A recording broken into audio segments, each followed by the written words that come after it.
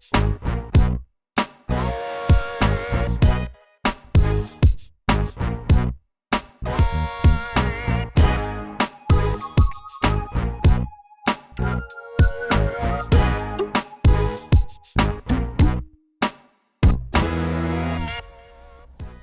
day everyone, Saba from the City McWiggles project here, your host for this show. How are you all going? And how's 2024 treating you so far? Welcome to a new episode of my music podcast. It's been a while. Some of you might know that starting in 2023, my interviewees here have become a bit more international. While my focus in this project stays on Australia, I reckon that learning from all artists and music industry professionals, regardless of their provenance, is what counts in the end.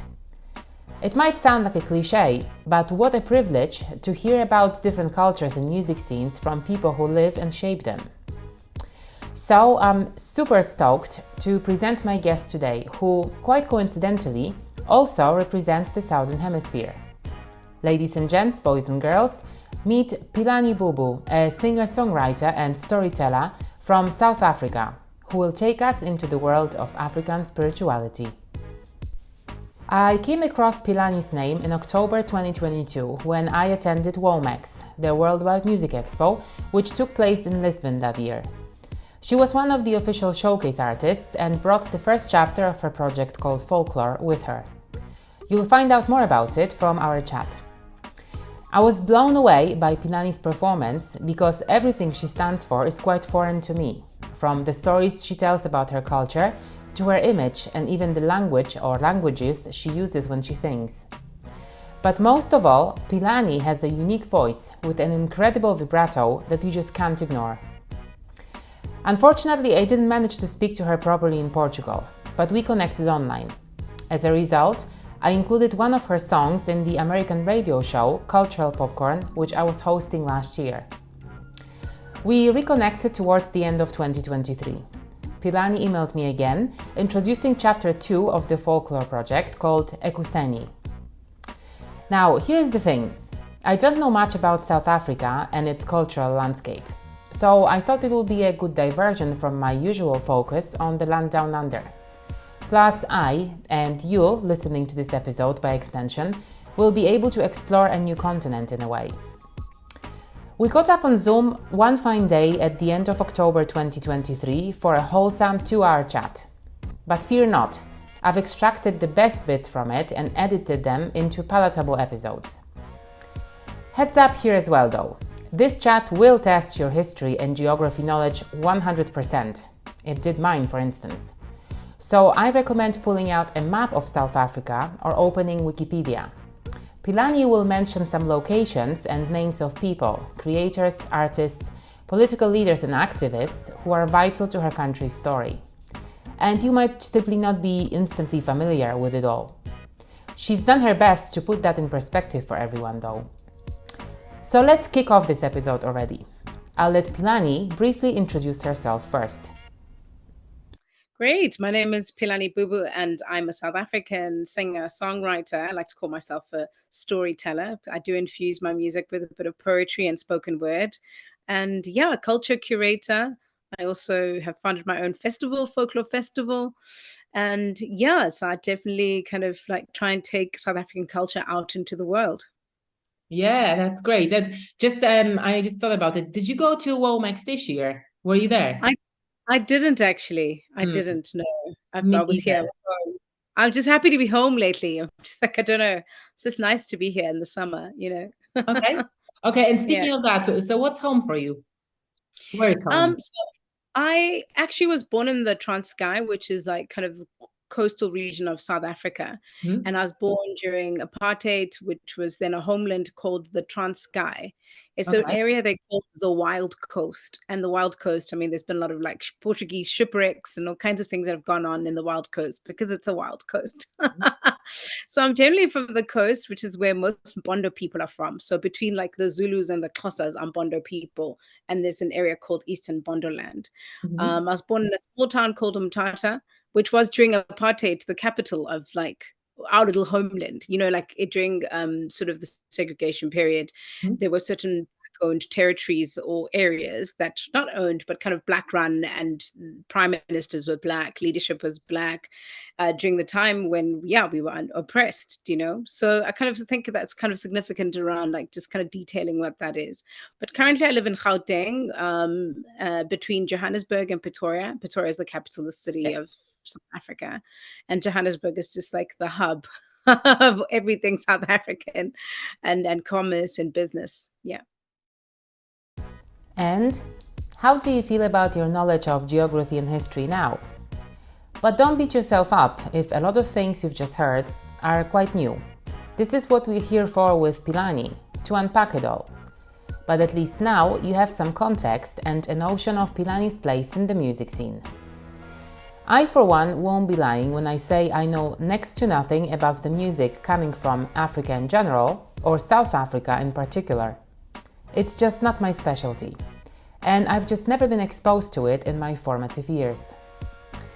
Obviously, I'm familiar with Afrobeats and the genre's modern raps, like Burna Boy or Wizkid. I know who the multi-Grammy awardee Angelique Kidjo is. Some Aussie artists I follow have African roots too, for example, Sampa the Great, Kwame or TK Maidza. After the FIFA World Cup in 2010, I guess everybody knows what a vuvuzela is now too. But I'll never be able to get over the fact that the song for the World Cup was sung by Shakira, who is not really South African, right? But that's it for me, in all fairness, when it comes to the knowledge of African music in general. I can obviously imagine all genres and styles are represented in South African music too. There is surely mainstream and independent, pop and folk, contemporary and classical. But I'm also pretty sure that South Africa's rich cultural heritage, tribal knowledge and turbulent history have impacted that musical landscape too. So I asked Pilani if she could break it down for me. And again, don't worry if you didn't catch some names or you don't recognize them at all. Pilani has kindly agreed to make a list of them all. You'll find them in the show notes, so you can read up more on the topic later if you're keen. I think I'm going to start around South African music. I think is better known at a time during apartheid when Makeba and Masekela, Mamleta Mbuli, the Dorothy Masukas used to travel the world and share the South African story from a very political standpoint. So they were more activists at the time, the likes of Brenda, Fassie.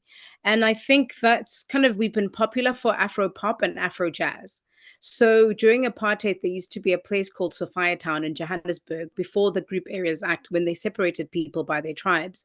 And these different groups of people, white, black, Italians, Indians, to different tribes of South Africa came together. And this was the time around where swing was popular in America. And there were lots of like American influences. And I think our jazz scene really kind of grew from there. And so the likes of Mirriam, Makeba and Hugh came out of that school of thought, or kind of that progression in South Africa. And then they traveled and kind of studied overseas and did all kinds of things to represent South Africa. And because of that, the jazz scene in South Africa, I mean, was old and now has become so young. And I think in South Africa, jazz has become like the genre of expression that can fuse the different ways in which we want to tell our stories, because it's so filled with improv, and African music is so improv in the sense that it's always about the spirit and it's always about going with the spirit.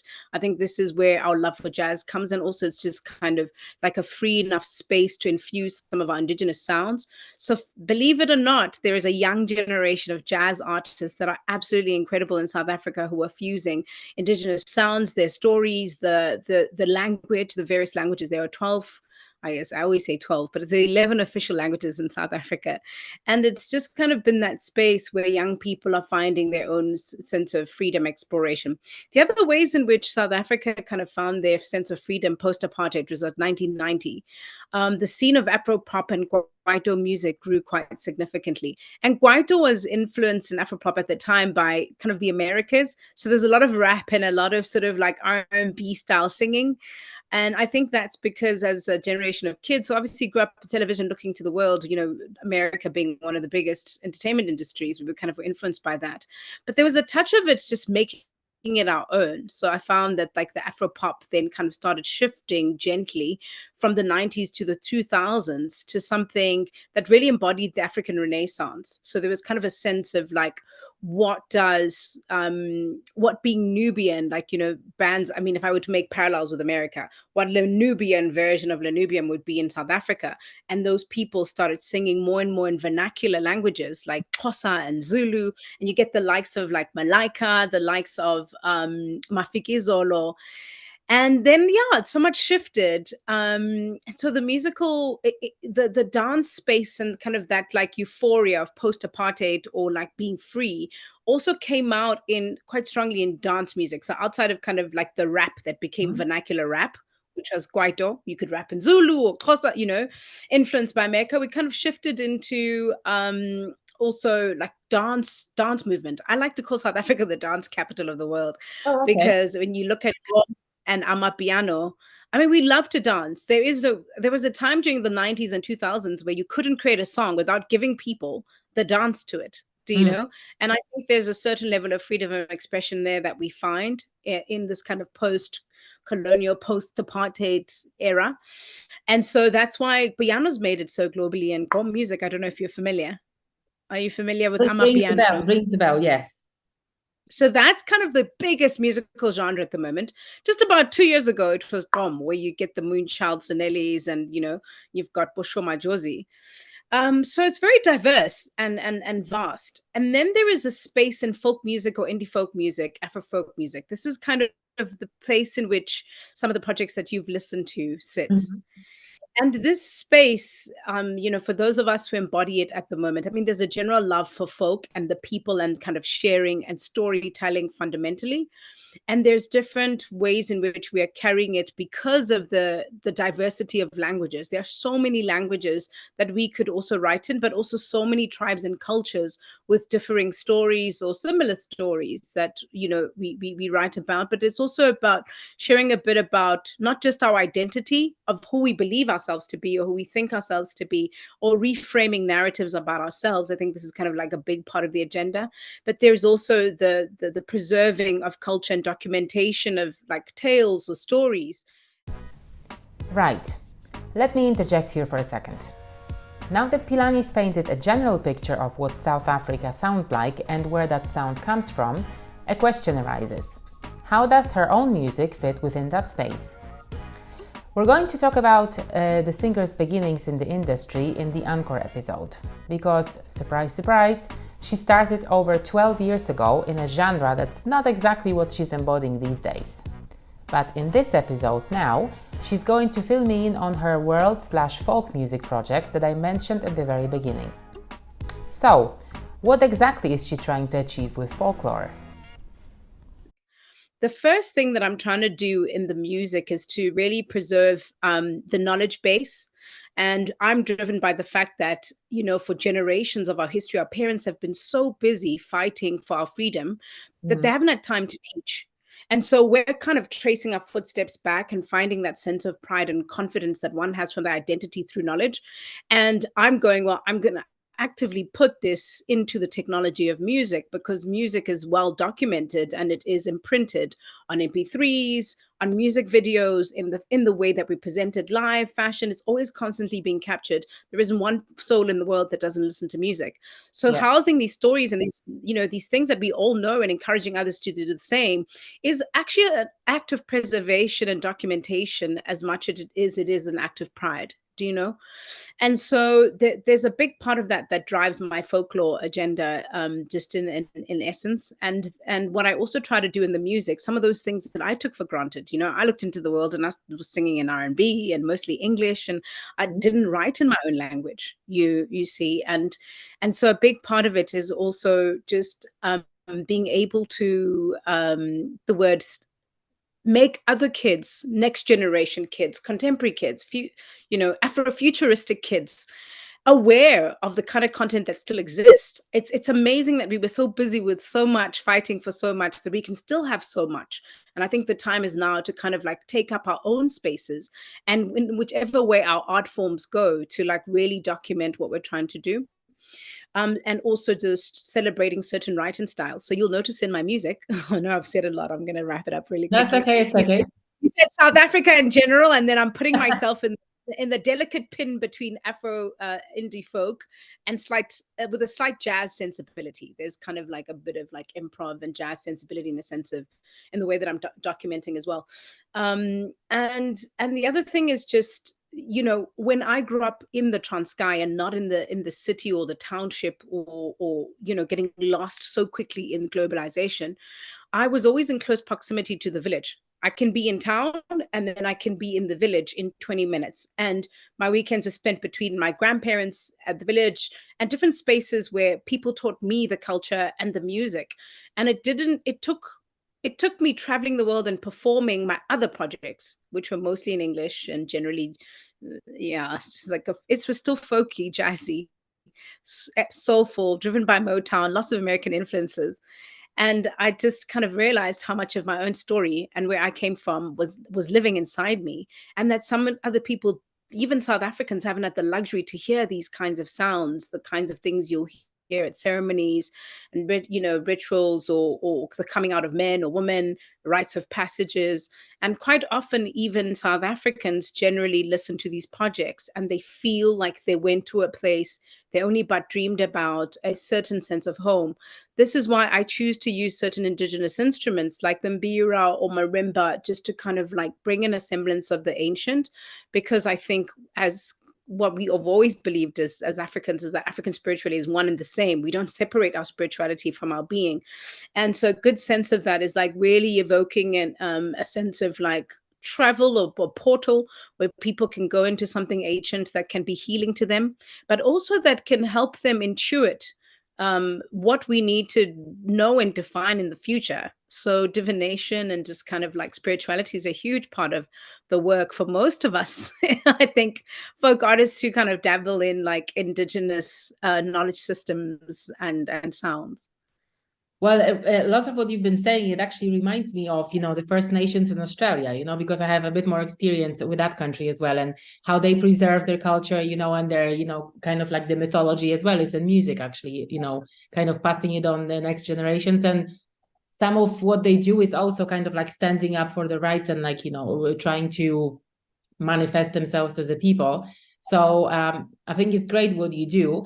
But I can't help but think that this is a lot of responsibility on your shoulders, So it's like you don't just exist in the music scene as a singer-songwriter, but there is this whole kind of like, I don't want to call it a burden, but it's a very kind of like an important role to be like a storyteller and like, also passing on the knowledge and stuff. So yeah, I'm in awe and like respect for doing that, because I can imagine sometimes it must be a bit hard, when people look up to you. Yeah. Do you know what? I think about it a lot. The burden that lies with me now is raising the funds to continue the platform that I've created to be able to do it with others. Mm-hmm. So I think at the birth of Folklore Chapter 1, I quick realized that this isn't a conversation that I can hold by myself. And so these kind of Folklore for Kids, Folklore Fireside events that I started doing were really about sharing with others and coming together and being able to do that, whether it is orally or documented, if we, have the luxury to record. So I started the Folklore Festival in 2022. This year we did our second edition. Mm-hmm. And I'm hoping that through that it inspires, kind of a generation of kids who are not only looking to pop music, not only listening to piano and gqom, and are able to find meaningful spaces that they can also contribute, that they have now the time to talk to their parents, their grandparents, to ask the right questions, to be owners of knowledge systems and be able to be a part of that story. So I don't feel as burdened as I did when I started, in kind of going, oh my God, there's so much. Yes, I feel that I could do this for the rest of my life, but I also it's been so inspiring to watch other people use the word folklore in the country, from different spaces, from different cultures. And, it's kind of inspired a thing of its own. So it's no longer mine, it's ours. It's a community of people who have this belief. And all I've done is articulate it for them, to frame it up into something, sometimes for us, our generation, something a little cool. Sometimes we don't want to do the other stuff because it's not cool enough and it's just so like old. And I think, the job is just to kind of stand as a young person and to do it so that others might want to do it too. As you've just heard, Pilani is a super versatile artist. She embraces different genres and styles, and appeals to various generations through her many initiatives. Apart from English, she sings in native languages too. And as far as I understand, this is an essential part of her Folklore project. And that is a very interesting concept in general, because English lends itself to songwriting like no other language in the world, in my humble non-native English speaker's view. Especially if an artist is seriously thinking of international expansion, they should consider, probably, releasing their music in English, right? So we spent a considerable amount of time, the last part of this silly talk, discussing the linguistic aspect of Pilani's artistry and how it reflects her overall message. But first, let's find out which African tongues she speaks and how she employs them in her musical craft. So I speak Xhosa. Okay. But like I said, there's so many languages here. I also speak Sesotho, Setswana, Zulu, and then we obviously grew up speaking Afrikaans. That's kind of like English. So my native language is Xhosa, and I write in Xhosa and in Tswana, and sometimes in Zulu, depending on like how I use the words or where it best fits. I think I kind of like shift and try and make things be what they are from that culture. So, you know, it just depends how the expression comes. So over time, maybe soon I'll be writing in Venda, but yeah, language is a big thing and a pursuit for me. And yeah, so I write in Xhosa, but I also write in other languages. So can I just ask, at home, like with your family and friends, is English your first language, or do you speak it in any of the native ones? And I'll tell you why I'm asking in a second. Yeah, we speak in both equally, funny enough. And they also laugh at Xhosa people saying we speak Xoglish, which is this mix of English and Xhosa. And growing up specifically in the Transkei, my grandfather was a minister of education, and I think like they focused on sort of empowering Black people by educating them, and a big part of that education was in English, and some of it in Afrikaans. So I kind of bietjie Afrikaans praat. But yeah, at home we speak Xhosa and English, but we do really enjoy speaking Xhosa because of the nuances and the depth in the language. There's some things you can't explain, and I think more and more these days I'll be that person who sounds so old where I'll say, they say in Xhosa. You know, like I'll find myself just not being able to really feel like the English is doing it justice.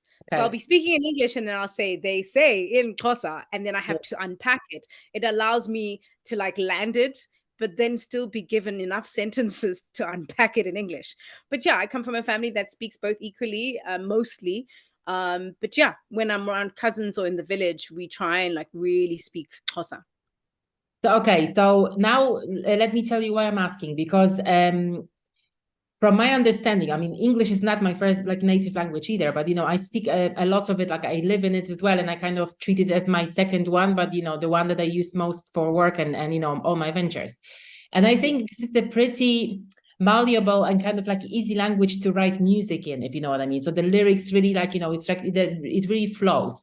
So what I wanted to know is whether writing in your native language is the same way, or is it much harder because, for instance, it doesn't, like the words are longer, they don't fit in the musical phrases, or, you know, like it has a different kind of like dynamic to it. So how do you, what do you think?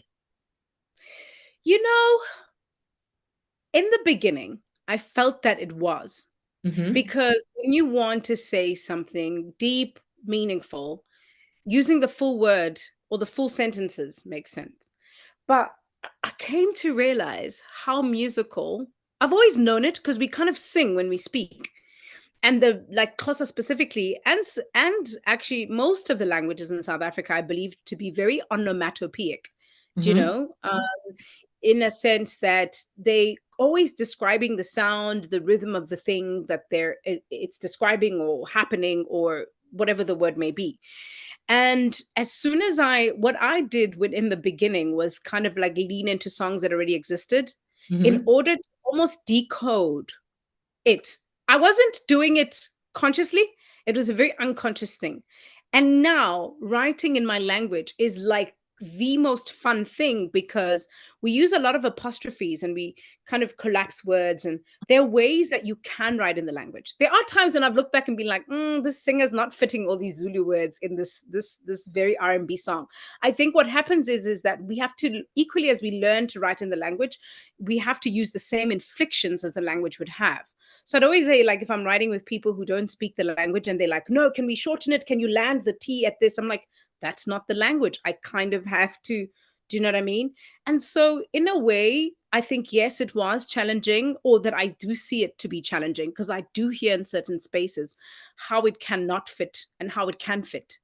Okay. But I think we're starting to really master the idea of like how our language sings. It already sings. So I can't say there's certain things we do, we inflict downward. Like the Americans don't inflict upwards. Yeah. We inflict downwards. So we always complete going down, or like, do you know what I mean? I have to say, so my daughter, instead of so my daughter. It can do, but it doesn't work. It's not quite, it doesn't really sound like what the word means, which is trouble. I don't know. Yeah, I think it's gotten a little more fun and a lot easier, and very much a decoded exercise for me. I love it so much. I don't know if you listen to the song Abantwana, like just, how percussive the language is. I celebrate that almost so much. I start breaking away from poetry. I start almost moving into rap.